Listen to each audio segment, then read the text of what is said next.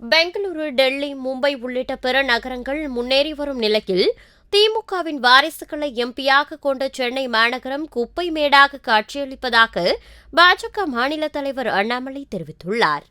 கண் முன்னாடி பெங்களூர் வளர்ந்து கொண்டிருக்கிறது, கண் முன்னாடி மும்பை வளர்ந்து கொண்டிருக்கிறது, கண் முன்னாடி டெல்லி வளர்ந்து கொண்டிருக்கிறது. என்ன காரணமா? பெங்களூருடைய 3 எம்பியும் பாரதிய ஜனதா கட்சி, டெல்லியினுடைய 7 எம்பியும் பாரதிய ஜனதா கட்சி, மும்பையினுடைய எம்பி பாரதிய ஜனதா கட்சி கூட்டணி கட்சி. இந்தியாவில் இருக்கக்கூடிய ஒரு நகரம் அடுத்த கட்டத்தில் போயிட்டு. ஆனா இன்னைக்கு சென்னை போன்ற நகரமும் திருவள்ளூர் பாராளுமன்ற தொகுதியில் இருக்குது ஐயா. சென்னையை சுற்றி இருக்கக்கூடிய பகுதி வளர்ச்சியிலே இல்லைங்க.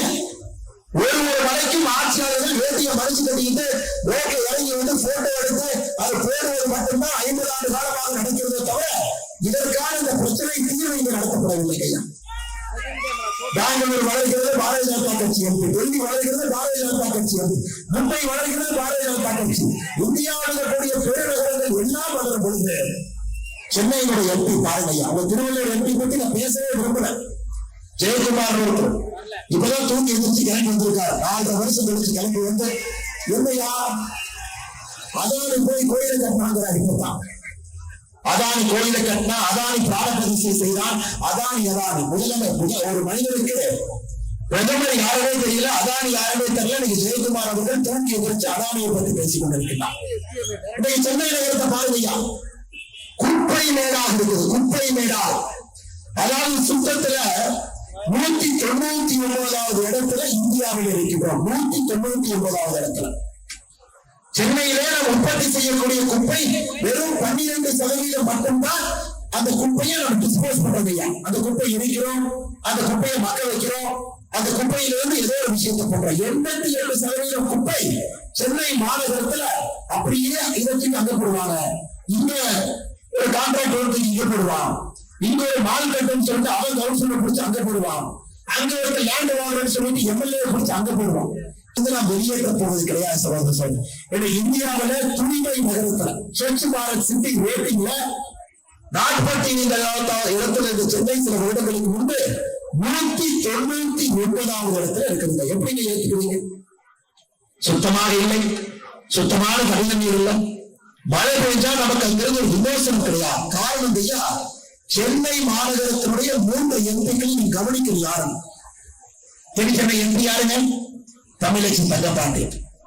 தமிழச்சி தங்கபாண்டியன் அக்கா யாருங்க? தங்கம் தென்னரசு அவருடைய அக்கா. தங்கம் தென்னரசு யாரு? நிதியமைச்சர். தங்கம் தென்னரசு அவர்களுக்கும் தமிழச்சி தங்கபாண்டியன் 2 பேருக்கு அப்பா யாரு? தங்கபாண்டியன் முன்னாள் எம்எல்ஏ. ஒரே குடும்பத்துல அண்ணன் தம்பி ஒரு அமைச்சர், அக்கா ஒரு எம்பி. எந்த அக்கறையும் இல்ல. மேக்கப் போட்டுக்கொண்டு விழாவிலே நடைபெறுகின்ற விழாவில ஏறி இறங்குவதற்கு மட்டும் தமிழச்சி தங்கபாண்டியனுக்கு நேரம் சரியாது. மத்திய சென்னை எம்பி தயாநிதி மாறனை பத்தி பேசவே வேண்டாம். புரட்சி மாறன் அவருடைய மகன் இதுவரைக்கும் சென்னை வெள்ளத்துல வந்து ஒரு பிஸ்கட் பாக்கெட் கொடுக்கல. ஒரு பிஸ்கட் பாக்கெட்டுமா ஒரு பால் பாக்கெட் வாங்கி கொடுக்கல. 10 நாள் 15 நாள் காணாமல் போய்விட்டார்கள்.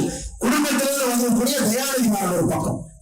சரி, தென் சென்னை எப்படி இருக்குது, மத்திய சென்னை எப்படி இருக்கு, வட சென்னை எப்படி இருக்குன்னு பாத்தீங்கன்னா அதனுடைய எம்பி ஆற்காட்டு வீராசாமி முன்னாள் அமைச்சருடைய மகன் கலாநிதி வீராஜா. உலகத்தில் தனியாக எங்கேயுமே இல்லையா? ஒரு பெருநகரத்தினுடைய 3 எம்பிக்களும் ஒரு குடும்பத்தை சார்ந்தவர்களாக எந்தவித தகுதியும் இல்லாம அந்த குடும்பத்தில் பிறந்த ஒரே ஒரு காரணத்திற்காக அவங்க எம்பிகளாக எப்படி நம்ம சென்னை முன்னேறும்? 48 இடத்துல 199 நிற்குது. எப்படி முன்னேறும்? மைசூர் முன்னேறி கொண்டிருக்கிறது, பெங்களூர் முன்னேறி கொண்டிருக்கிறது, ஹைதராபாத் முன்னேறி கொண்டிருக்கிறது. ஒரு நகரம் முன்னேறி கொண்டிருக்கும் பொழுது நம்முடைய நகரம் முன்னேறாம இருக்கும். செய்திகளை உள்ளது உள்ளபடி தெரிந்து கொள்ள ரெஃப்ளெக்ட் நியூஸை சப்ஸ்கிரைப் பண்ணுங்க.